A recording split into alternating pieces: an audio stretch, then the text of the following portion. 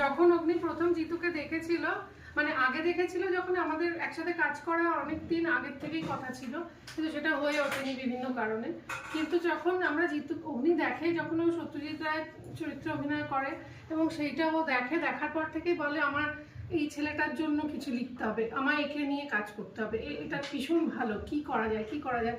তারপর জিতুরও সময় হচ্ছিল, ও ব্যস্ত ছিল।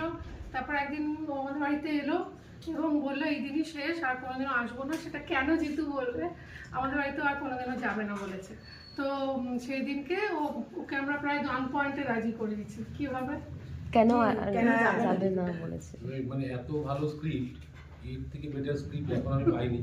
আবার যদি চেঞ্জ হয়ে যায় তাই না, মোটেও না। ও ভান্টুকে ভয় পায়। আমার বাড়িতে একটা কুকুর আছে, বলেছে আমাকে কুকুর দিয়ে ভয় দেখিয়ে রাজি করানো হয়েছে, অলমোস্ট তাই।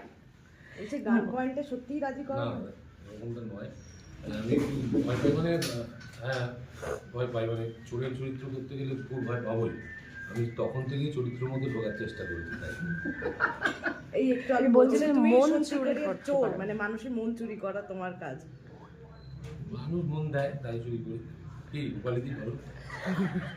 তুমি কি স্ক্রিপ্টটা শুনেছিলে না কুকুরকে দেখে তুমি বলে গেছো? না আমি স্ক্রিপ্টটা শুনেছি, ভালো লেগেছিল ওর। এবং সব থেকে বড় কথা, প্রাসঙ্গিক একটা গল্প। এই মুহূর্তে দাঁড়িয়ে মানে প্রাসঙ্গিক, মানে আমি কিছুই বললে সেটা স্পয়লার হয়ে যায়।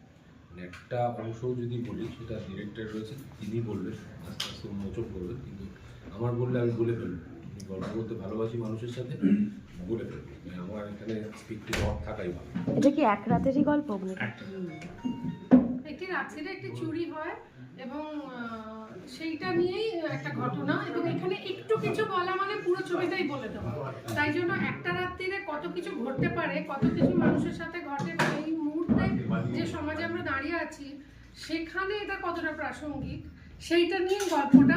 এখানে এটাকে মজার গল্প, কারোর মনে হবে ছবিটা দেখে যে আরে বাবা এই ছবিটা দেখতে যাস ভীষণ মজা, কারোর মনে হবে ভীষণ দুঃখের, কারোর মনে হবে ভীষণ হতাশার কথা বলছে, কেউ আবার হয়তো আশার কথা জানতে পারে। মানে এটা যার যার ইন্টারপ্রিটেশন তার মতো করে। তোমাকে ইন্টারেস্ট করবো, আমার কাছে আনন্দের দিক, আনন্দ লেগেছে কেন? মানে যেটা আমরা বলতে পারি না, এই ছবির মাধ্যমে আমরা বলতে পারবো। এক্স্যাক্টলি, এই মানুষটা এরকম, এই মানুষটা এরকম।